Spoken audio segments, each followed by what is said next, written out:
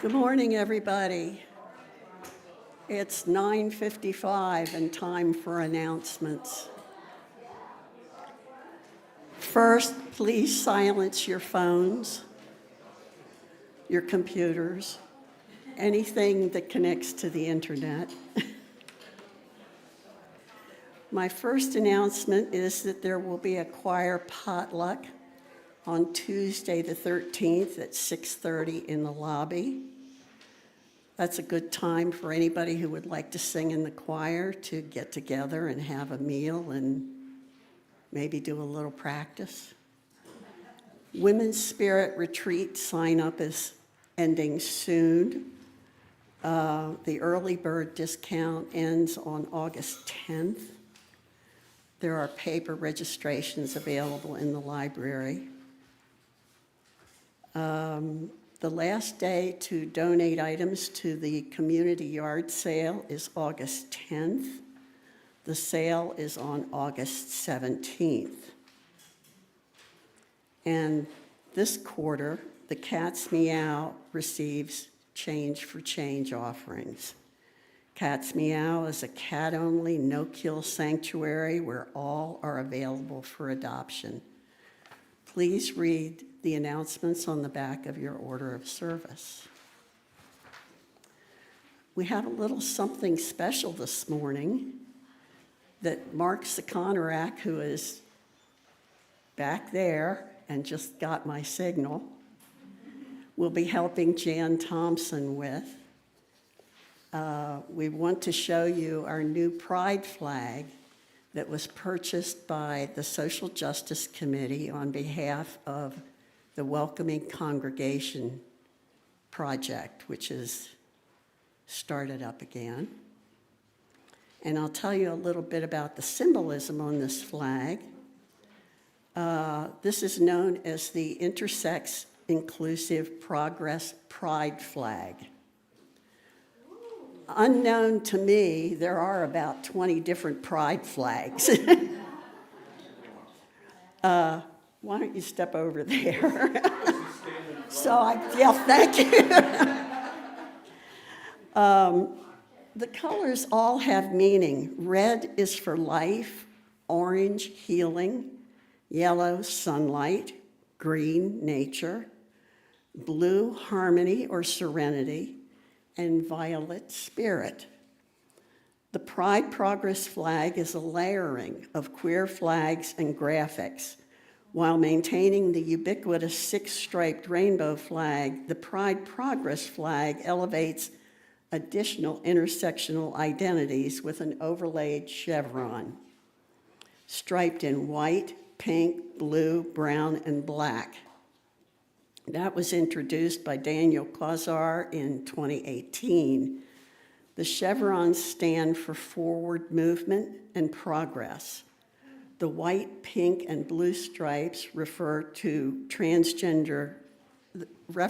transgender pride flag designed by Monica Helms in 1999 and references the traditional gender colors of pink for girls, blue for boys, while adding white for those who operate outside of cisgender binary.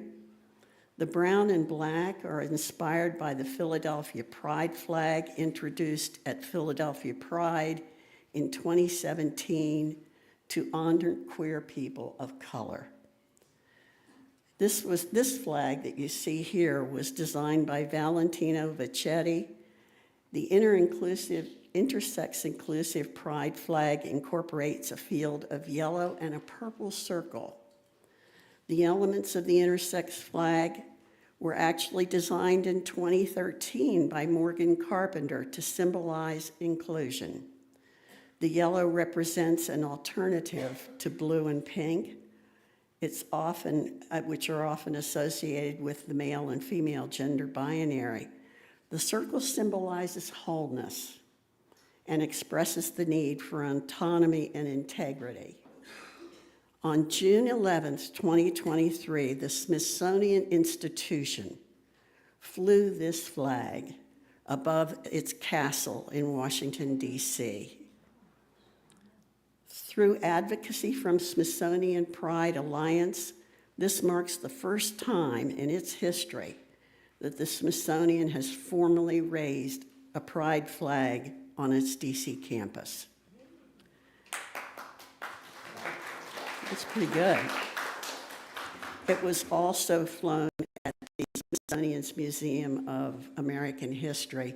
If any of you have been to Washington, you know that that's a very visible location. Kevin? They're going to take it out and put it in front of the church. Thanks, guys.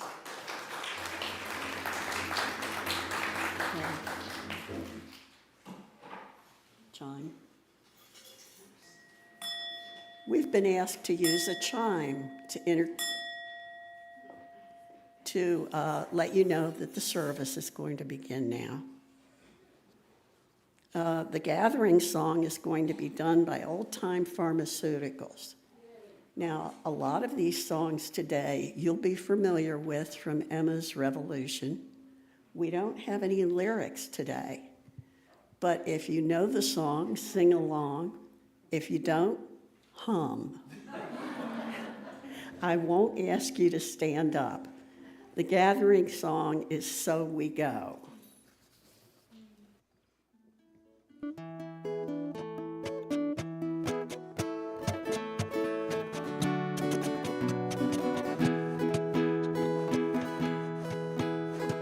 Come as the summer turns toward autumn, come as the long night stars climb high, come as the time's unceasing turning wheels us around the harvest fire. So we go from the daylight toward the night. So we go, turning on through life. Come as the sun turns bearded barley from soft green to brazen bronze. Come as the sunflowers rest their heads in the peace of sleep when the sun spins on. So we go from the daylight toward the night. So we go, turning on through life. Come as the mistakes turn to wisdom, come as the rash become the sage, come as the blooms of youth turn into the feast and the seed of our autumn days. So we go from the daylight toward the night. So we go, turning on through life.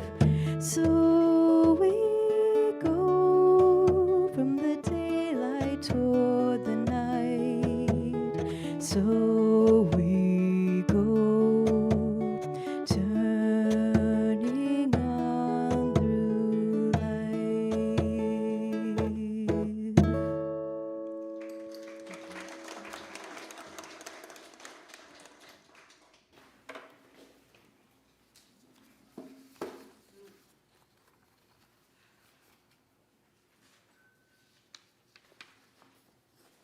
So good morning. Welcome to the Unitarian Universalist Church of Las Cruces. We welcome those of you who are in our sanctuary this morning, especially any children who might be here, and those who are joining us via streaming technology. I'm Lyn Pearson, your service associate today. Our service leader is Kevin FItzgerald. Our minister, Reverend Rod Thompson, is not in the pulpit today. I think he's checking out to see if we're doing okay in the audience. Our director of music is Catherine Massey. She's on vacation. She's joined by the choir, most of whom are also on vacation. Our director of religious education is Kelly Ingram. Assisting us are Elwyn Nunn on camera, Claire Neal Wallace on audio. I don't believe she's here today. So Mike Yasko is doing double duty. He's doing the audio, the display screens, and he's handling streaming media to YouTube. The chalice table was prepared by Diane Lee and Jillian Lang. Our greeters today are Jane Ash, Mark Sakonarak, and Greg White. Hospitality is offered by the Board of Trustees. All that said, we're delighted you're with us today. If you're visiting us, we'd like to meet you. If you're in the sanctuary, please rise in body or spirit, and we'll bring a microphone so you can introduce yourself by telling us your name and where you're from. Do we have any visitors who would like to stand and tell us where they're from?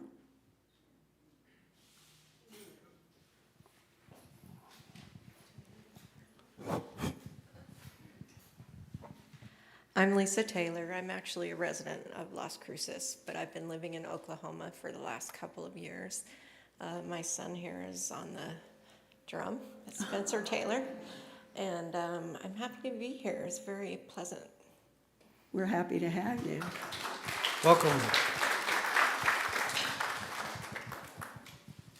Hi, I'm Mary O'Connor. This is my shy husband, Sean Ejad. I'm not going to stand up. We're residents also, and we're visiting just to find a home. So we're looking, and we're Unitarian Universalists in Fort Collins, so we're hoping that this is a home for us here. Welcome. We're hoping this will be a home for you as well. Anyone else? That was plenty. Mike, is there anybody visiting on streaming technology? Not that's asked to be introduced. Okay, thank you.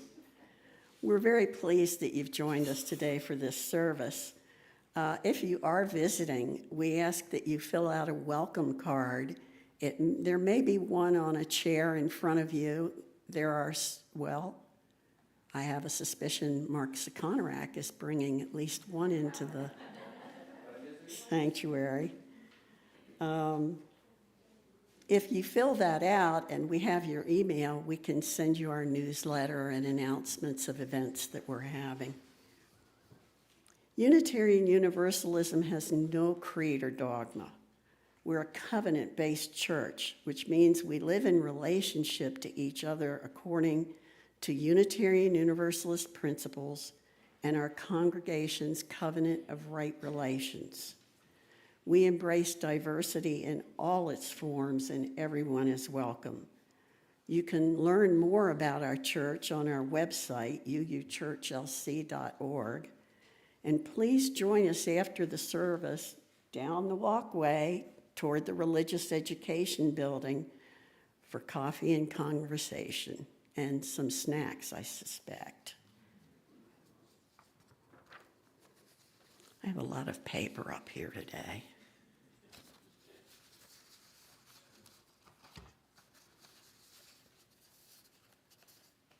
Okay.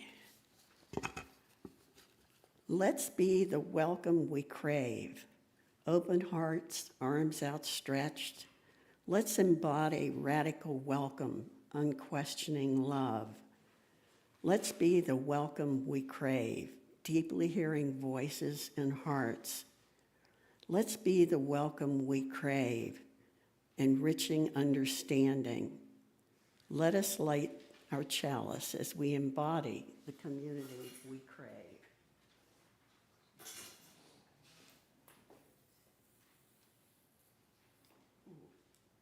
like magic.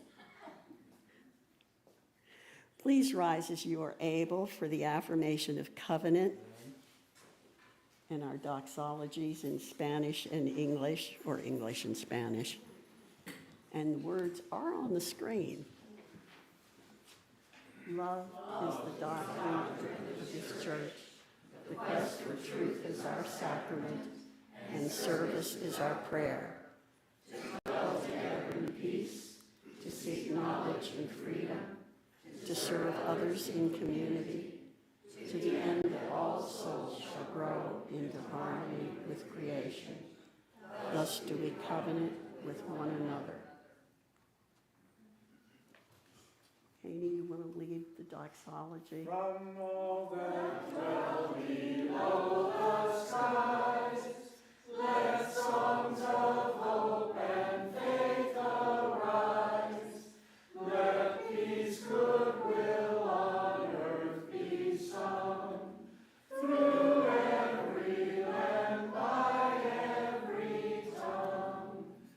Que todos bajo el gran sol, ser esperanza fe amor, verdad belleza la canción, de cada tierra, cada voz. Thank you.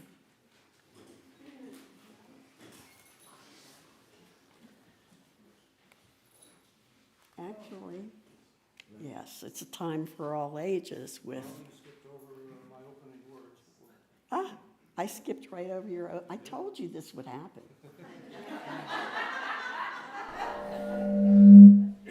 Oh, that must be me. Well, Mary, meet my friends. I'm Kevin, and I'll probably be keeping a low profile today because I got some sciatica issues that don't allow me to stand very much, but we'll start with a standing. So does everyone know what day it is? Sunday. The first Sunday in August is National American Family Day. Though many of us do not need a special day to celebrate our families, make a special effort today to reach out and let your family know how much you appreciate them.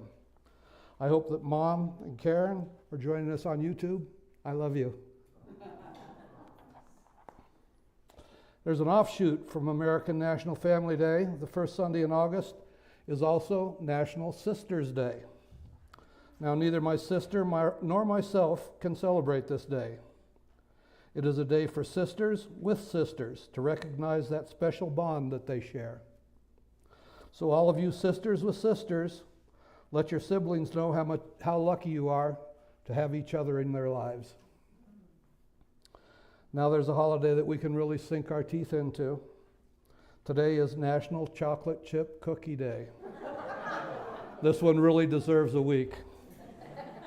But I think we all know how to celebrate this day. To make sure, I made sure that there's some chocolate chip cookies down the hall for hospitality so we can all celebrate together after the service. So our opening words today come in a call and response format. There's a twist. You will call and I will respond. Your part will be on the screens. You got that slide for me? No. Okay. Oh, I sent you an email, but I guess it got lost. Okay, your call is simple. It will be, you are beloved and you are welcome here. You are beloved and you are welcome here. Whether tears have fallen from your eyes this past week or gleeful laughter has spilled out of your smiling mouth. You are beloved and you are welcome here. Whether you are feeling brave or brokenhearted, defiant or defeated, fearsome or fearful, you are beloved and you are welcome here.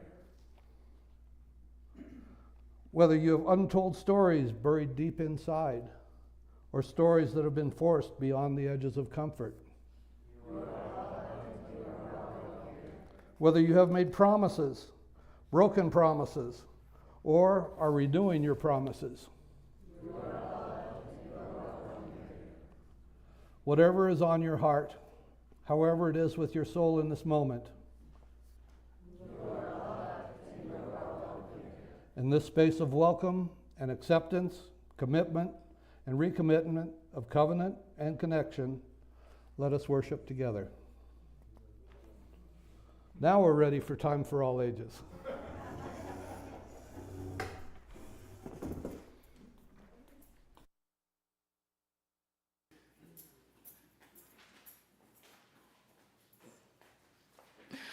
Good morning, church. Today is also my daughter Addison's 24th birthday. Yep. Which means it's I gave birth today. So This morning I'll be reading the story, The Circles All Around Us. We begin by drawing a circle on the ground along each shoe. A safe little place for just one person. Nobody in this circle but you. You could keep that circle closed to everyone but yourself, but that would be like a library with just one book on the shelf.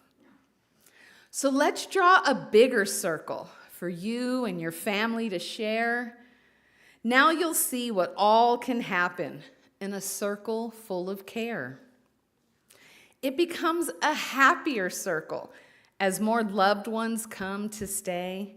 And wouldn't it be even better if your friends could come and play? So you stretch and draw your circle even bigger than it's been, and let a few more people know that they're welcome to come on in. In the circles all around us, everywhere that we all go, there's a difference we can make and a love that we can all show. Yet there are so many outside of the circle who are different in all that they do. Though it might feel like a lot, we can draw a circle for them too. It doesn't mean the circle is always easy. It can get harder the more we share. But wonderful things can happen when friendship is known and felt everywhere. As time passes, our eyes open, and we find others we really care for. And that's when we ask ourselves, well, what's the circle really there for? So let us create bigger circles all around us for all the rest of our days. Let love and care ripple out in a million little ways. In the circles all around us, everywhere that we all go, there's a difference we can make and a love that we can all show. As our circles grow and we watch them wonder-eyed, remember the very first circle that was started with just the love you hold inside. Thank you.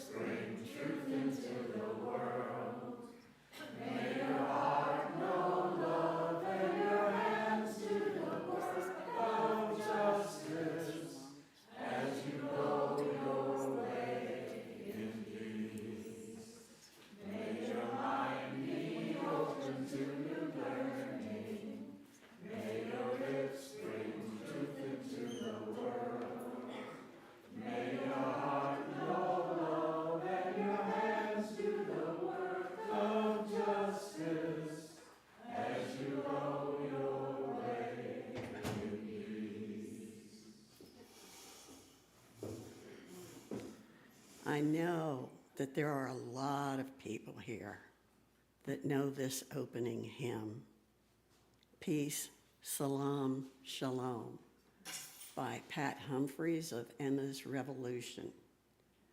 So this is a hummable, singable, clappable song. You don't have to stand, but make some noise.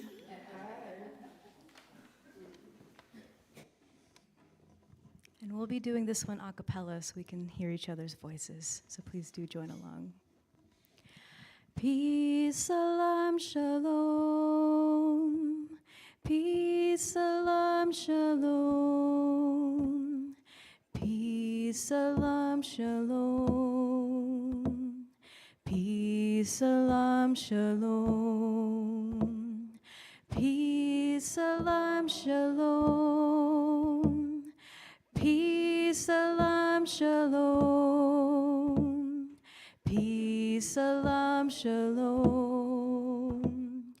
Peace, salam, shalom. Peace, salam, shalom. Peace, salam, shalom. shalom.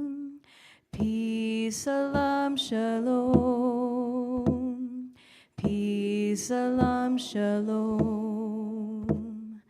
Peace, salam, shalom. Peace, salam, shalom. Peace, salam, shalom.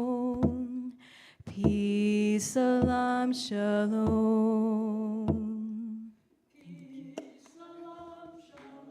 Yeah, one more time, why not? Peace, salam, shalom. Peace, salam, shalom.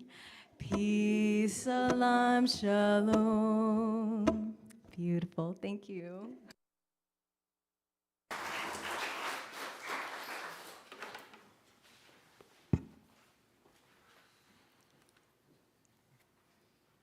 One of the ways we support one another in community is through the sharing of our joys, sorrows, and milestones. These are challenging times, and it's critical that we make attempts to stay connected to one another. If you have a joy, a sorrow, or a milestone you'd like to share with the congregation this morning, please raise your hand and Kevin will bring you the microphone. Please wait for the mic and be sure to hold it up close to your mouth. State your name and what's in your heart. A brief reminder that this is not the time for announcements. Are there any joys or sorrows or milestones this morning?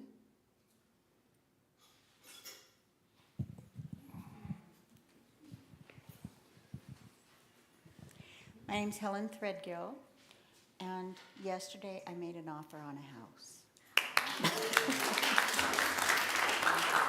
Hope it works.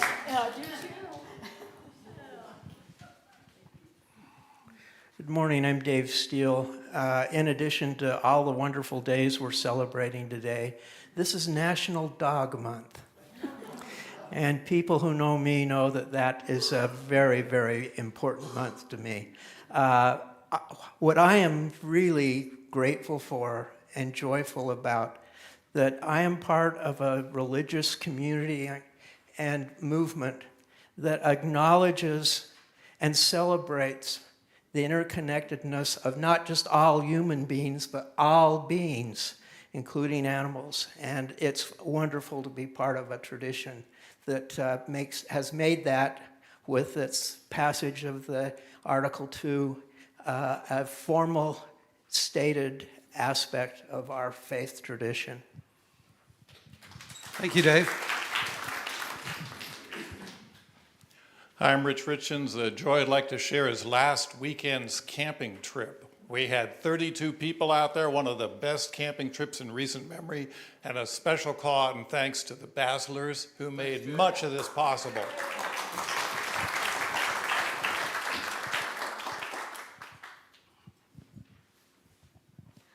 Hi, I'm Carol Cassavant. My husband just got back from when my husband sent me to cool off, quote unquote, in northern Idaho. It was cooler here.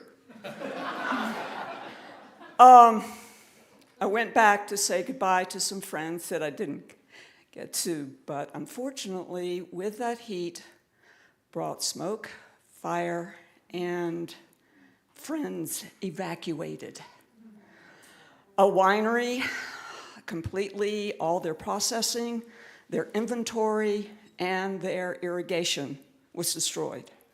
20,000 gallons. That could last me a day or two. The good news is the friends that were evacuated are all back. The bad news is it's continuing to be hot and it's harvest season. And if anyone knows about harvest season, there are combines that have heat and they strike a rock and the fields go up in poof. And right now, everyone's got their little fingers crossed, hoping for the rare rain. We get rain until June, and then a little switch happens, and the rain stops. Let's hope we get an occasional, not dry lightning, but real rain. Thank you. Thank you. Hi, my name is Sam.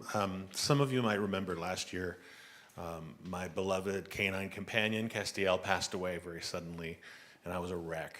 And the Steeles here helped, and I don't know if the congregation knows about the animal support group. I don't feel like I'm an authority to talk about it, but there's a UU-run community via Zoom, and it was very helpful to me. And I'm very cautious about talking about the loss of animals because a lot of people say, it's just a dog. But I don't have kids or grandkids, and my dogs are my family. My wife would normally sit out on the campus out there in the grass with Kaz, and he was very friendly, and a lot of people complimented him and enjoyed his company. Well, since that time, I've adopted a new dog. Thank you. Her name is Zing, Z-I-N-G. Don't ask me, she named herself. She's a rescue, and she's not perfect. And one of the things we're working with her on is she's one of those dogs that has nervous barking. And she'll start barking, and people are intimidated and frightened by it, even though she's only 40 pounds. But we brought her here a couple of services ago, and everyone was wonderful about understanding that the barking was not violent, and she's getting better and better. So I would just like to let you know that I really appreciate what David said, that this congregation and this organization understands the link between nature and animals and people, and I feel very welcome here for that reason. Thank you.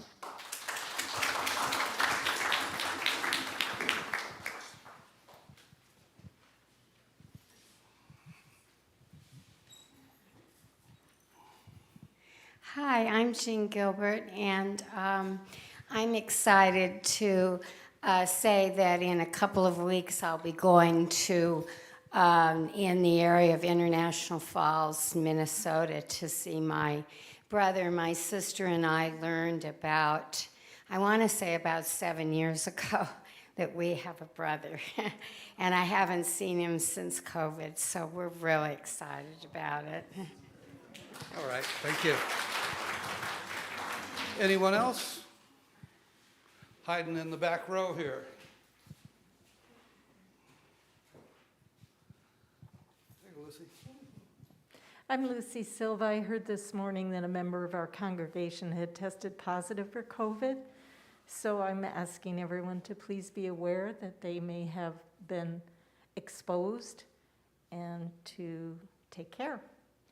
I also am very excited about the National Sisters Day. I grew up in a family of 8 girls, so I'm going to be texting all my sisters today. You got a lot of contacting to do then.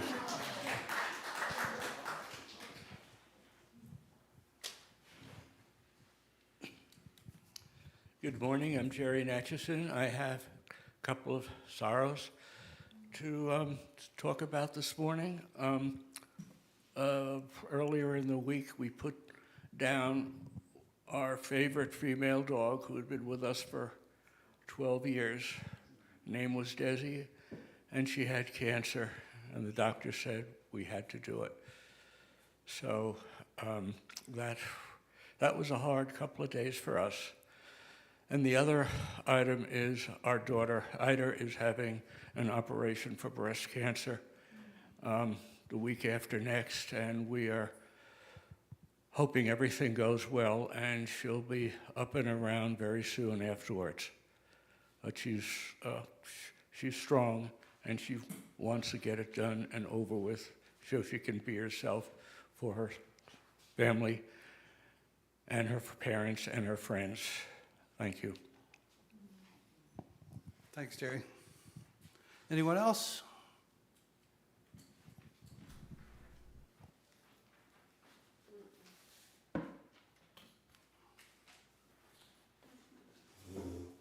I will light this last candle for all the joys and sorrows that we hold too deeply to express.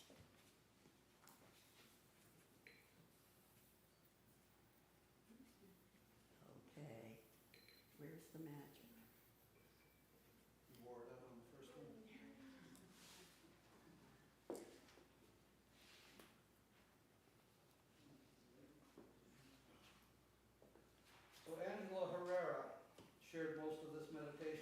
from her writings, Reaching for the Sun. So relax a moment. Close your eyes. Take a deep, cleansing breath. And release. And again, inhale deeply and exhale completely. Feel the floor beneath your feet. You are grounded and centered. Relax and listen as we travel together. Consider this an invitation to you, yes, you, with all your happiness and your burdens, your hopes and regrets. An invitation if you feel good today, and an invitation if you do not. If you are aching, and there are so many ways to ache. Maybe your heart is heavy or hardened. Maybe it's troubled, and peace can take up residence only in a small corner, only on the edge with all that is going on in the world and in your life. Ni modo, it doesn't matter. All that you need for a deep and comforting peace to grow lies within you.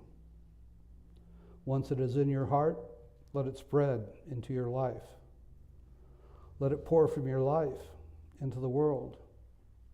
And once it is in the world, let it shine upon all beings. Return to us here when you're ready.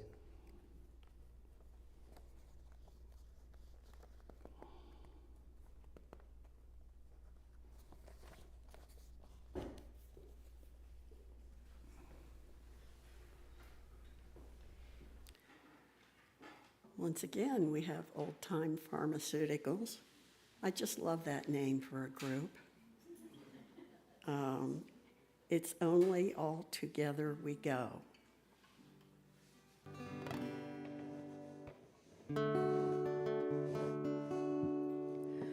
We could surely use some saintly savior who could fix things single-handedly, but we do have us, so don't wait up. Even King marched with how many feet down the long, long road? We're up and going, can't you hear?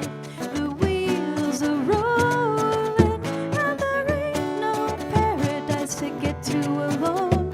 It's only all together we go.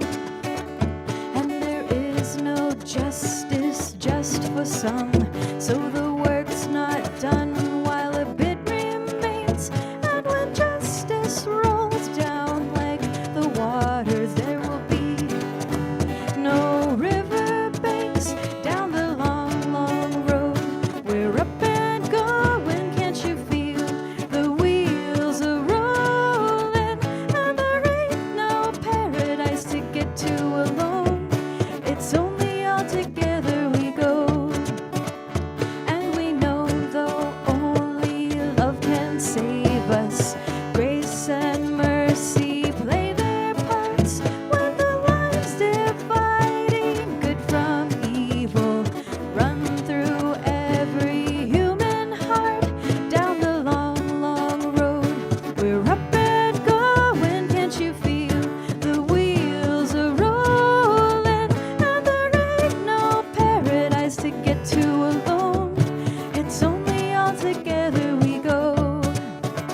We'll remember all the ones before us who have borne us far along this way, and we'll do our parts in this great journey toward the world we'll reach one day down the long, long road. We're up and going, can't you feel? The wheels are rolling, and there ain't no paradise to get to alone. It's only all together we go. It's only all together we go. It's only all together we go.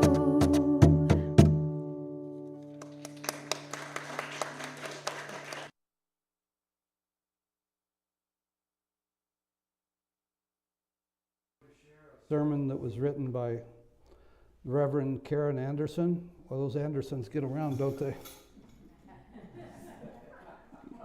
called Sharing the Good News on Welcoming Others to Our Faith. Now, though some of the words in here might not quite fit my persona, they are in my heart anyway. So in the past, I've done the following, which perhaps I shouldn't admit, but for today's purposes, it's important. Here it is. When I'd see them walking up the driveway, I'd hide. I'd crouch behind a chair in the living room, tell the kids to be quiet, and then wait. The doorbell rings. "I'll get it," yells one of my kids. "No, no, no," I'd say. "Be quiet. Act like we aren't home." "What's your problem?" one of the kids will ask. "Nothing, nothing, just shh." The bell rings again. I'd ignore it. "What am I hiding from, you ask?" The religious rite. Black pants, black dress shoes, white shirt, black tie, backpack, buddy system. The Mormons or Jehovah's Witnesses are at my door. And I'm crouched behind a chair, hoping that they will leave me alone. Now, does this sound pathetic, evasive, juvenile? Any of you do it too? Okay, so those of you who don't hide, does the word evangelical, proselytizing creep you out, make your skin crawl, or maybe even give you the heebie-jeebies? At least just a little bit? Yes, I thought so.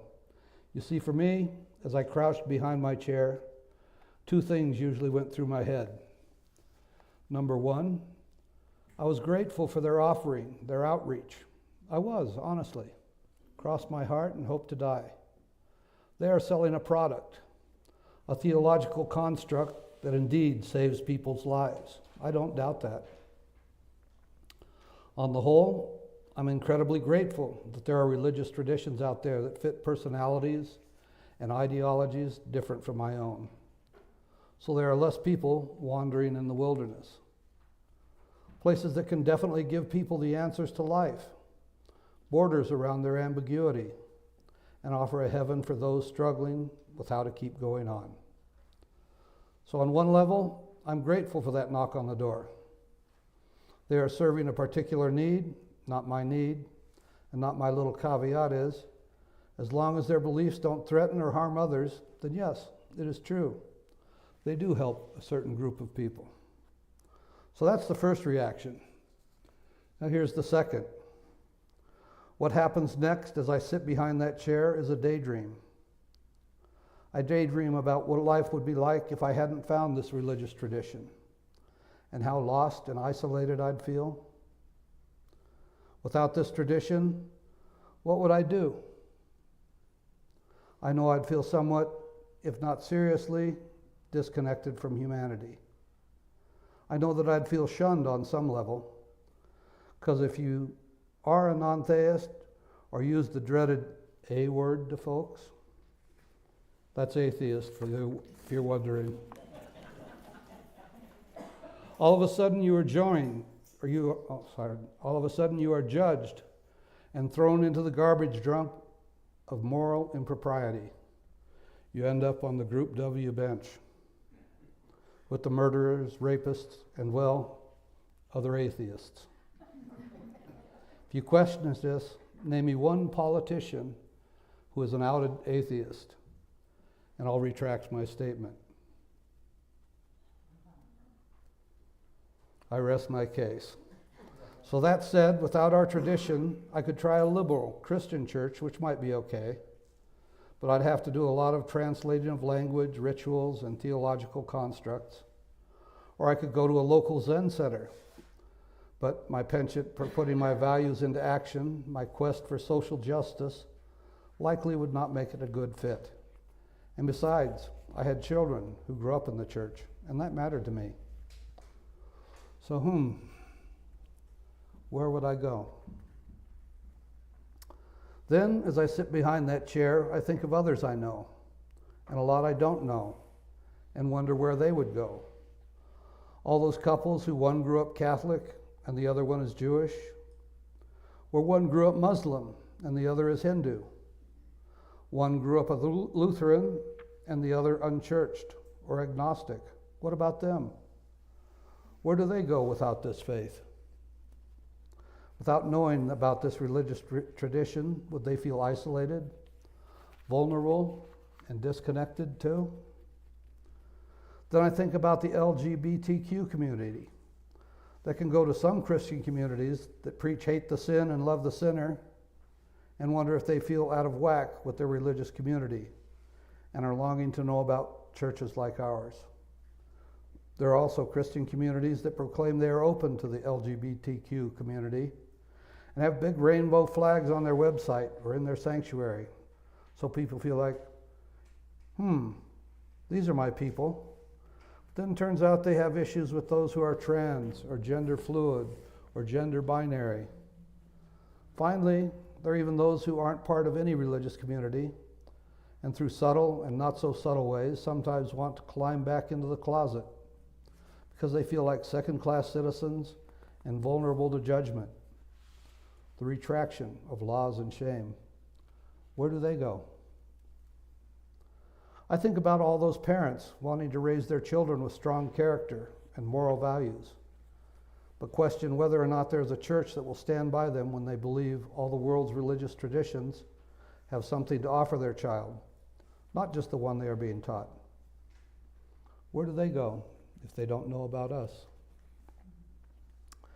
And by the time I'm done with squatting behind my chair, I stand because I feel buoyant and incredibly grateful that our congregations offer a different kind of good news. I am proud and honored by our traditions. Now let me be very clear. When I talk about all this smiling and pride over who we are, I'm not saying we're perfect. In fact, thanks to our movement's leaders, as well as a ton of brave UU leaders of color, we are realizing that all of our UU congregations need to keep learning and keep reforming so we are truly welcoming and not harming of people of color. This work is important and a priority. And right alongside our decentering and anti-racism work, there is also this work of getting comfortable sharing who we are. And again, when it comes to that, as I said, I get giddy, but also sad, because I realize how many people there are out there not feeling relief, gratitude, inspiration, and belonging. For only one reason: they don't know about us. They don't know about this faith tradition. In fact, I think they might even be a little ticked off at us. Now, what do I mean by that? Well, I think my colleague, Reverend Nathan DeTerring, gets it at its best. He says, quote, "For years, we've assumed that the people who need us would eventually find us, without our help. We sometimes let our reaction against religious conservatism keep us from doing or affirming anything that might lead people to think we're actually religious ourselves. And as a result, we've missed many, many opportunities to make a positive difference in the world and in people's lives." Ah, that line is the zinger, isn't it? We've missed many, many opportunities to make a positive difference in the world and in people's lives. Geez, is he right on that one? Because I guarantee you that those other folks who are hiding out behind their chairs or sofas in their living rooms when the religious light comes to call don't have the same reaction I do. They aren't grateful Unitarian Universalism is around. Instead, they are left isolated, lonely, vulnerable, and disconnected because they don't know about us, which, by the way, is not their fault. It's our fault. And if they knew any of you, folks they may love and trust, and you didn't tell them about a place that could get them connected, help them live without isolation, feel welcome and accepted, and feel home, perhaps for the first time in their life, and you didn't tell them about it, then, well, it's my guess they'd have every right to call each and every one of us selfish. Yep, that's right, selfish. Here's why, my friends, and just think about this. If you're willing to tell them about your favorite pizza joint, but not about the place that gives your life spiritual grounding, meaning, connection, and inspiration, then they'd be right. Well, a little ticked off. Because all they want you to do is share, to simply let them know that we are out there. And when you tell them we are out there, tell them there's a home for them. A fellowship like ours that takes seriously deeds over any creed. That is about acceptance, not exclusion. An open spirituality over an enforced conformity. A place that cares about living well in this life rather than worrying about the next. Tell them we're here. You see, when your friends ask you to share your faith with them, they're asking you to share the good news, our good news. And make no mistake, we do indeed have a distinctive way of sharing. Ours was more on, well, if you are this option, than a you should believe this option. Ours is an invitation rather than an argument or debate. Ours is an offering rather than imposing, convincing, or damning if you don't. What do I mean? Let's take the standard you should option. This argument goes that you should like Italian food rather than Thai food. And let me tell you why Italian is better than Thai. In contrast, our offering of our faith is more like this. If you like Thai food, man, we've got some of the best Thai food available. In the starting point class I offer for newcomers, I often say, if you are feeling this deep sense of sinfulness or a need to be forgiven, that's okay. But we may not be the best place for you. But if you are struggling with disconnection and want a deeper connection to yourself, others, and life, then we have something to offer you. We're not even saying ours is better or worse than that other option, just different, just focused on different needs. We are saying, though, if you're feeling life is shallow and thin, then hey, we've got a fellowship for you. If you're after connection, then come on over, and you'll find others striving to connect with our deepest self, life's gifts and serving needs greater than our own. We will indeed welcome you for the unique and beautiful human being you are. Again, this is about our sharing and options, not about arguing for the best idea. Another way to get at this, if you are approach, is brilliantly crafted by my colleague, Reverend Don Rollins. If you think the real difference between straight folk and gay folk is that straight folks can publicly express their affection and identity without risking their job, homes, or safety, you might be Unitarian Universalism. If you experience a connection to nature and other human beings, if you think you're responsible for your own mind, body, and spirit, if you know that you don't know every answer to every question, then you might like our churches. If you're not afraid of humanists, who aren't afraid of pagans, who aren't afraid of theists, who aren't afraid of atheists, who aren't afraid of Hindus, Jews, Muslims, Christians, or Buddhists, you might dig Unitarian Universalism. If you're fairly sure that face and body piercings do not by themselves signal the end of Western civilization, and if you actually like having your cage rattled every once in a while, well, you'd like my church. If you aren't just irreverent enough to get at least a smirk from singer Tom Waits' observation that there ain't no devil, that's just God when he's drunk. If you're ashamed at the amount of press coverage given to the debate about the place of God in the Pledge of Allegiance, in a nation where 1/6 of the children are hungry and health care is considered non-essential, then my friend, we have a church for you. In the end, there is a hurting world out there, a world that puts barriers between us, a world that needs us, needs you wonderful people of good faith and good works and good hearts, to share that we are here in this community, to welcome in all you think would feel like they're finally at home.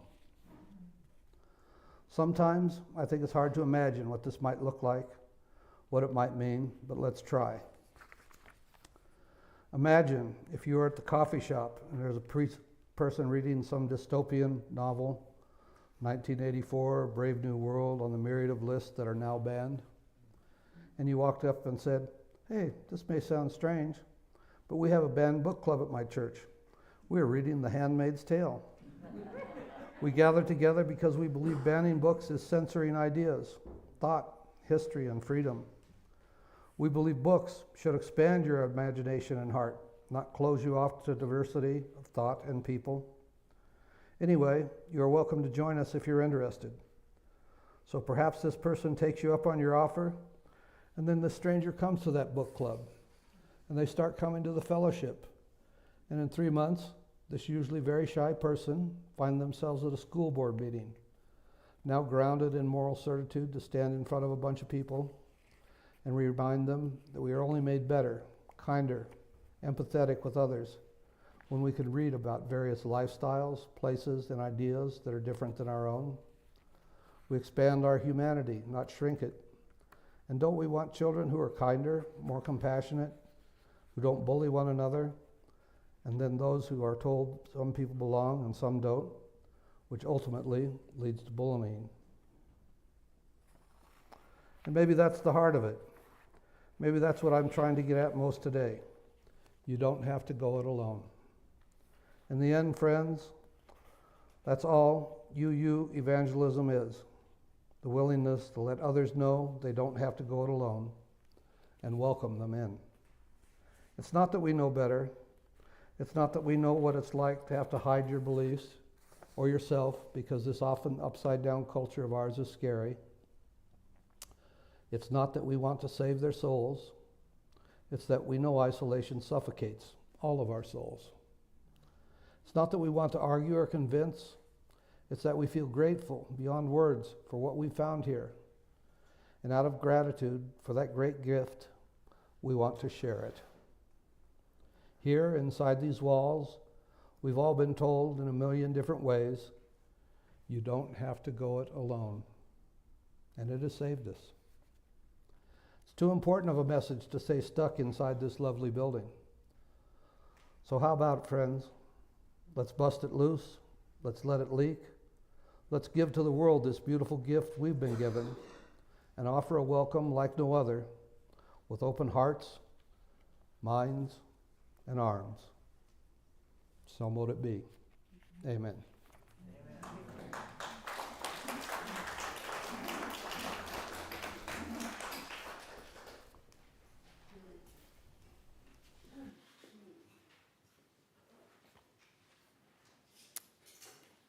The wonderful programs of our church, and we have a lot of them. The church's social outreach, and we do a lot of it. The operation of the church itself rely on your contributions. The offering that we take each Sunday isn't just a stale habit. It's an opportunity to recommit to this place, to these people. Our offering is an affirmation, a yes. When we give, we say yes to something we value. With our gifts freely given, we may say yes to the values of our faith. If you have any loose change for change about you, I suggest contributing it to our Change for Change program. And I told you about it in the announcements. This quarter, it goes to the Cat's Meow, a no-kill sanctuary. Your Change for Change contributions will save and improve lives, little lives. The offertory music is Holy Now.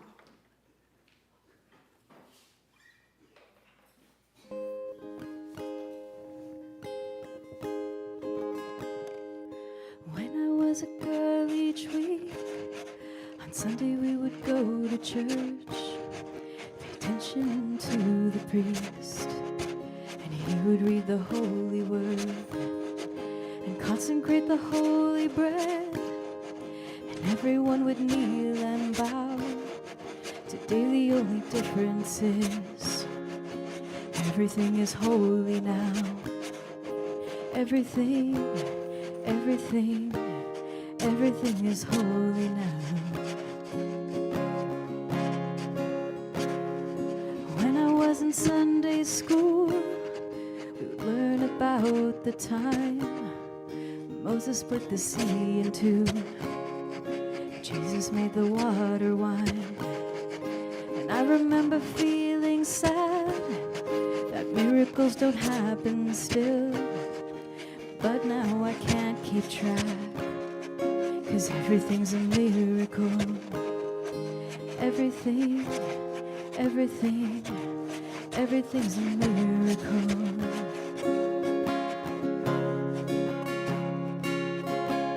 Wine from water is not so small, but a better magic trick is anything is here at all.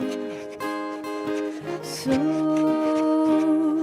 the challenging thing becomes not to look for miracles, but finding where there isn't one.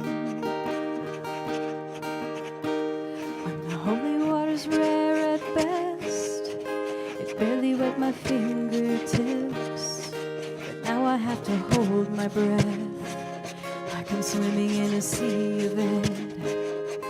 Used to be a world half there, heaven second rate, hand me down, but walking with a reverent air, 'cause everything is holy now. Everything, everything, everything is holy now. Read a questioning child's face and say it's not a testament. Wouldn't that be very hard to say? See another new morning come and say it's not a sacrament. I tell you that it can't be done. This morning outside I stood, I saw a little red-winged bird shining like a burning bush, singing like a scripture verse. It made me want to bow my head. I remember when church let out, how things have changed since then. Everything is holy now.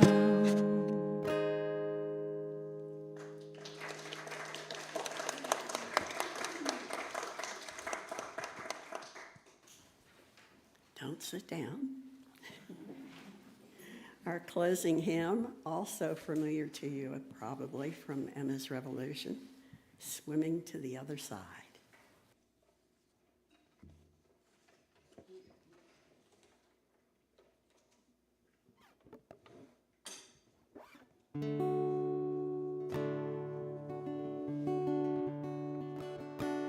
We are living near the great Big Dipper. We are washed by the very same rain. We are swimming in the stream together, some in power and some in pain. We can worship this ground we walk on, cherishing the beings that we live beside, while the stream flows on forever. We're all swimming to the other side. I am alone, but I am searching, hungering for answers in my time. I am balanced by the brink of wisdom.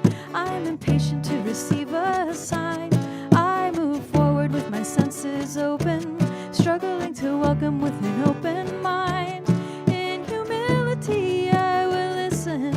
We're all swimming to the other side. We are living near the great Big Dipper. We are washed by the very same rain. We are swimming in the stream together, some in power and some in pain. We can worship this ground we walk on, cherishing the beings that we live beside, while the stream flows on forever. We're all swimming to the other side. And on this journey through thoughts and feelings, binding intuition, my head and my heart, I am gathering the tools together. I'm preparing to do my part. All of those who have come before me band together and will be my guides, loving lessons that I will follow. We're all swimming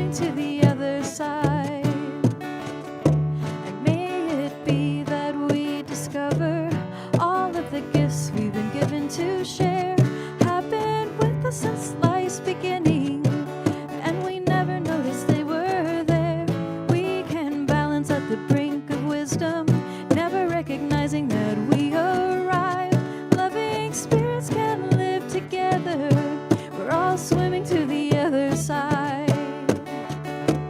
We are living in the great Big Dipper. We are washed by the very same rain. We are swimming in the stream together, some in power and some in pain. We can worship this ground we walk on, cherishing the beings that we live beside. While the stream flows on forever, we're all swimming to the other side. While the stream flows on forever, we're all swimming to the other side.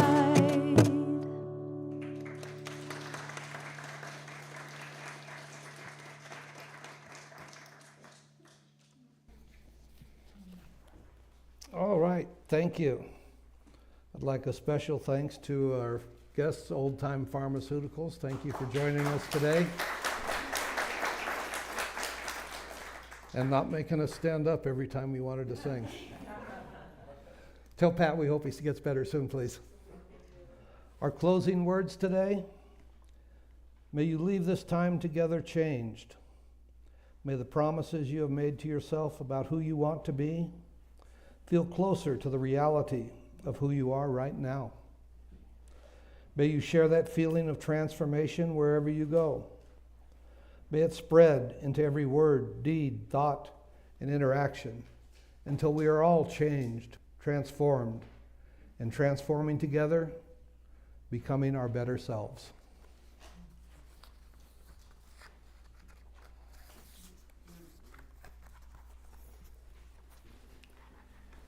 Please join me in saying the words to extinguish our flame. They're on the screen. We extinguish this flame, but not the light of truth, the warmth of community, or the fire of commitment. These we carry in our hearts until we are together again.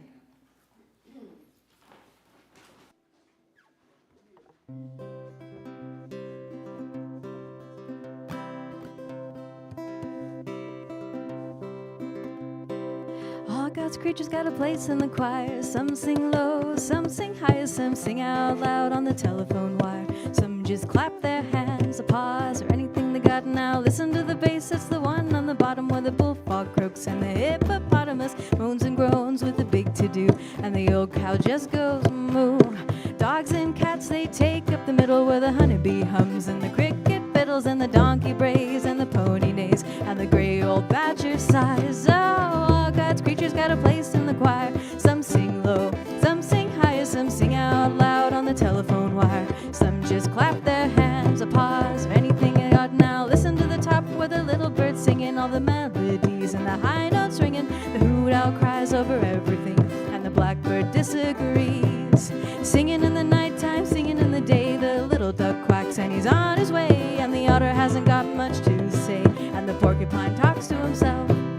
All God's creatures got a place in the choir. Some sing low, some sing high, some sing out loud on the telephone wire. Some just clap their hands, a pause, or anything they got. It's the simple song of living sung everywhere by the ox and fox and the grizzly bear and the grumpy alligator and the hawk above, the sly old weasel and the turtle dove.